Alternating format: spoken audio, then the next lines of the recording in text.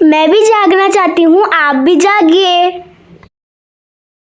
सोमवार का दिन है। संत सोमवार के तहत संतों की वाणी के तहत हम संत कबीरदास जी के दोहों का मनन कर रहे हैं। किस तरह से उन्होंने एक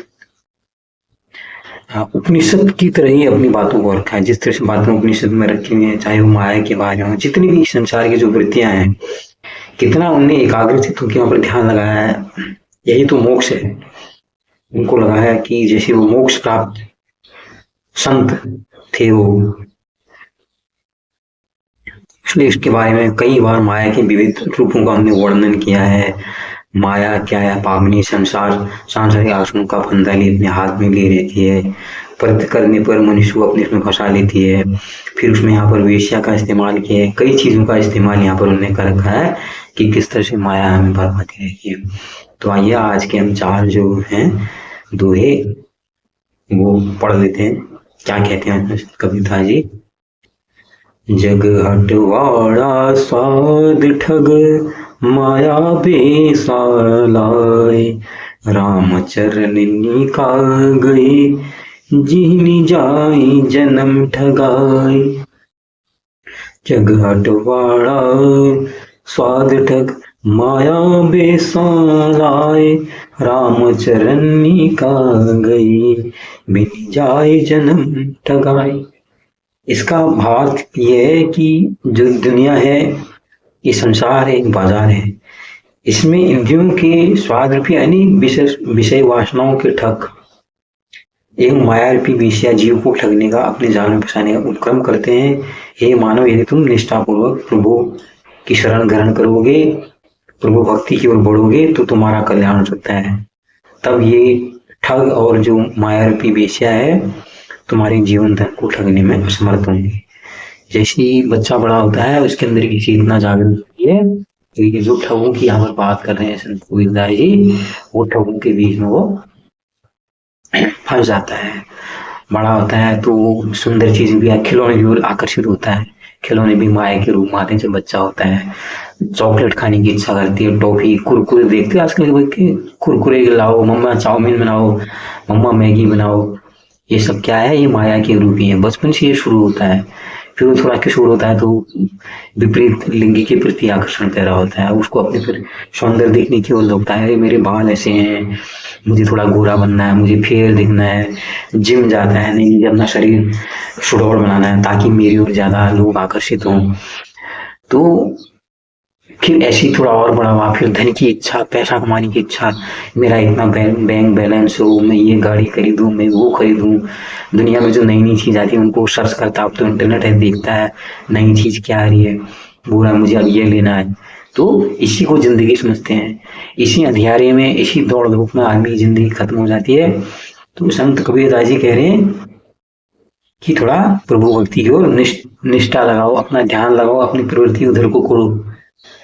नहीं करोगे तो ये जो ठग है, जो जितने जो ने विषयों को जो कहा है, यहाँ जो इंद्रियों से रिलेटेड जो संबंधित विषय हैं, चाहे वो स्वाद है, चाहे गंध है, चाहे उपन्यास है, चाहे आप देखो इंटरनेट में गंदगी भी है, अच्छाई भी है, वहां पर आपको देखना है। इतना संयम आपको रखना है कि मैं गंदगी की ओर न जाऊं, अच्छी चीज की ओर जाऊं। कहते हैं अगर वो ईश्वर के प्रति तुम्हारे झुकाव होगा तो फिर ये तुमको ठगेंगे नहीं, इनसे तुम बचे रहो।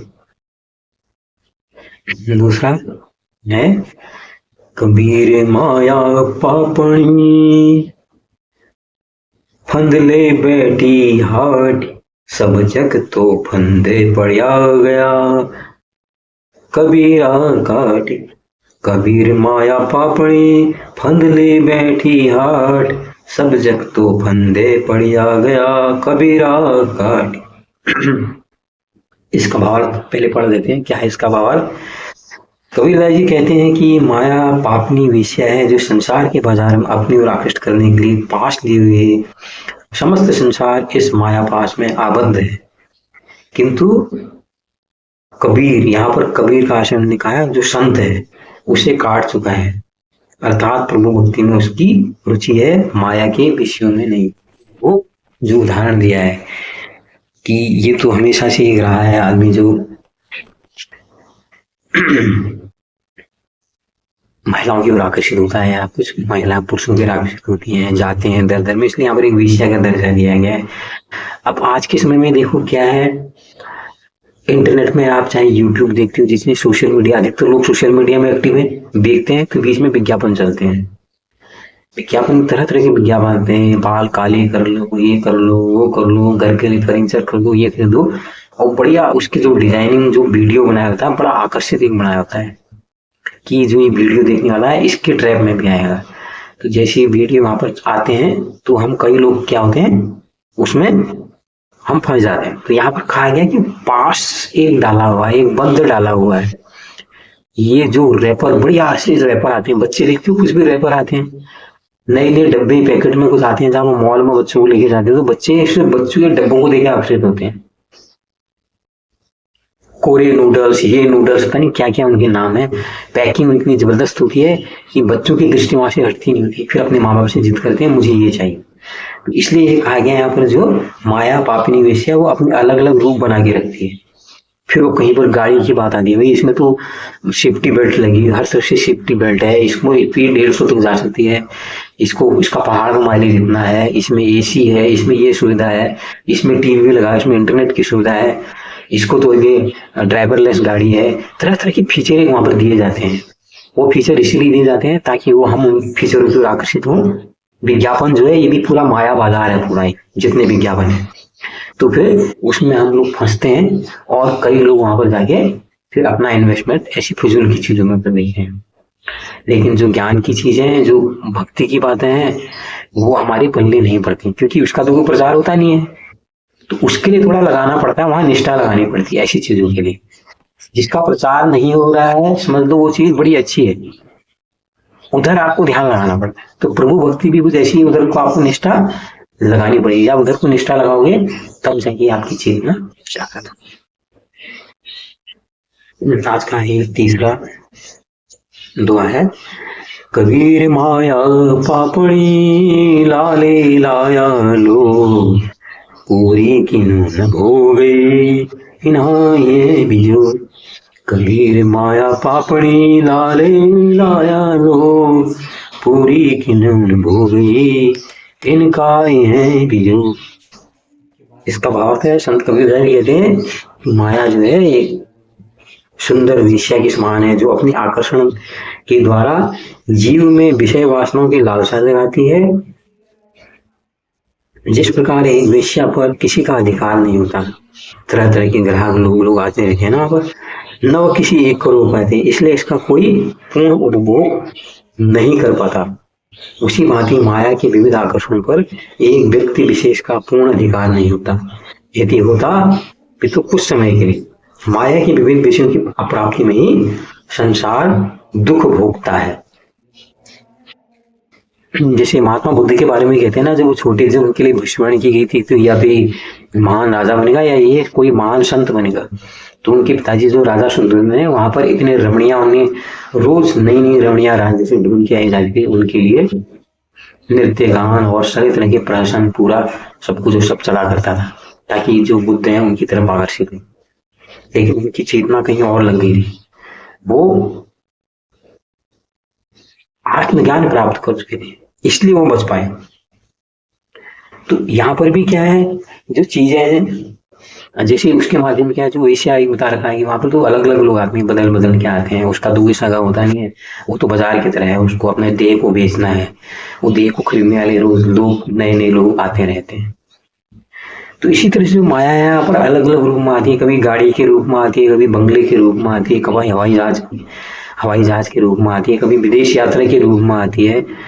तो इसके तरह तरह के प्रचंड रूप होते हैं, अलग अलग रूप होते हैं, उन रूपों में आदमी फंसता है। फिर बातें होती हैं, जब आदमी जाता है अपने दोस्तों के बीच में, यार मैंने तो ये किया, मैं आज ये लेके आया, मैं वो लेके आया, मैंने ये किया, यार वाला डिओड्रेंट यूज करना, क्या बढ़िया स्मेल है यार, मजा आ गया यार, लोग सब मेरी ओर ही देखते रहे यार, कहाँ से स्मेल आ रही है, क्या आ रही है। मतलब छोटी छोटी भी चीजें हैं, एक चीजें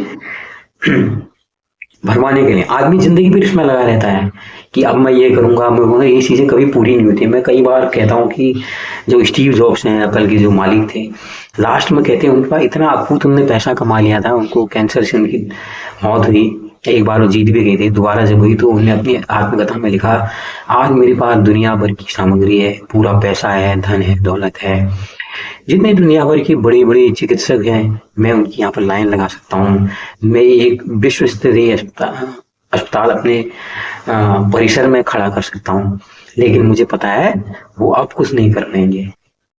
अब ये मेरा शरीर जो है, मेरा देह जो मुझे छोड़ के जाने वाला है। तो ऐसे उसको आभास हुआ।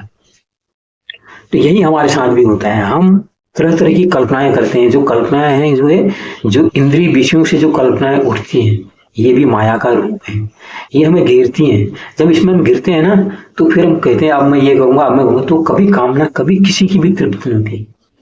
सबसे तृप्त, सबसे शांति आप देखोगे एक संत की उसमें होती है। संत हमेशा बिल्कुल मगन रहता है, हर चीज में खुश है, कुछ मिल रहा है तो भी नहीं मिल रहा है तभी ठीक है, प्रभु भक्ति में रमा हुआ है, जो करेगा ऊपर वाला करेगा। वो आत्मज्ञान के रास्ते में है, वो बाहर नहीं देख रहा है, वो अपने अंदर को चला गया है। अंतिम पढ़ देते हैं आज का। कबीर माया पापणी हरिसो करे हराम, मुख कड़ियाली कुमति की कहन न दे राम। कबीर माया पापणी हरिसो करे हराम, मुख कड़ियाली कुमति की कहन न दे राम। कबीरदास जी कहते हैं कि माया एक पापिन की तरह है जो जीव को प्रभु विमुख कर देती है।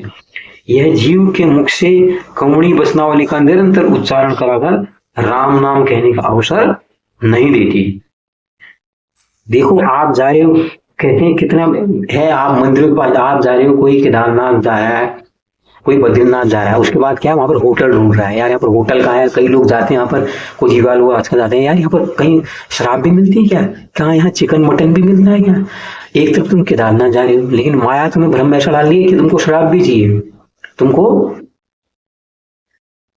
शराब भी पीनी, यहाँ पर तुमको लग्जरी रूम एक चाहिए, वहां पर तुमको उलझुल उटपटांगी हरकतें करनी है। तुम वहां कैमरा लेके गए, वहां पर एक वीडियो बनानी है अपनी उल्टी सीधी हरकतों की, see I am this palace, I am this palace. आप कुंभ में जा रहे हो, कुंभ में देख लो कितने वहां नाटक चल रहे थे, बहुत ज्यादा। कई लोग तो कुंभ में नहाने नहीं गए। जब एक बार वायरल, एक मोनालिसा नाम की लड़की जब वायरल हुई, कई लोग तो मोनालिसा नाम की लड़की को देखने गए, आखिर लड़की में क्या बात है, क्योंकि पूरी सोशल मीडिया में वही छाई हुई थी, सब लोग उससे मिलने जाते। नहाना तो एक बहाना हो सकता है यार, वो कहाँ है, वहां उससे मोनालिसा से मिलते हैं यार, उसकी आंखें बड़ी अच्छी हैं। तो वो यहाँ पर कह रहे हैं माया जो होती है वो, अगर आप एकदम समर्पित नहीं हो तो माया आपको भगवान के द्वार तक समेटती रहती है, वहां तक रोकती रहती है, आपके तरह तरह चीजें चलती हैं वहां के आगे। आप देखो जहाँ मंदिरों के कई बार बाहर भीख मांगने वाले, कुछ बेचने वाले भी लगे, ये ले लो, वो ले लो, ये ले लो, ये लो। आप देखो कई जगह जहाँ होते हैं, बड़े बड़े मंदिर जहाँ होते हैं, उसके पास दुकानें होती हैं, उन दुकानों में भी हमारे खिलौने, तरह तरह की चीजें बिकती हैं और बेचने वाले होते हैं। उन तीर्थों के बाद जब आदमी बाहर आता है, वहाँ चाट चपर की खाने की चीज आती है।